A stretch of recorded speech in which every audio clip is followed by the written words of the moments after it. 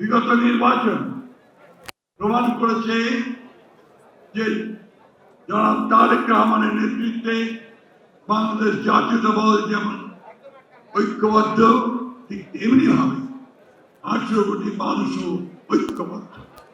তারা পরিবর্তন চায়, সেই পরিবর্তন হচ্ছে উন্নয়নের পরিবর্তন, অবস্থার পরিবর্তন, রাজনীতির গণতান্ত্রিকীকরণের পরিবর্তন, অর্থনৈতিক গণতান্ত্রিকীকরণ। এই নির্বাচনে বিজয় হয়েছে উদারপন্থী গণতন্ত্রে।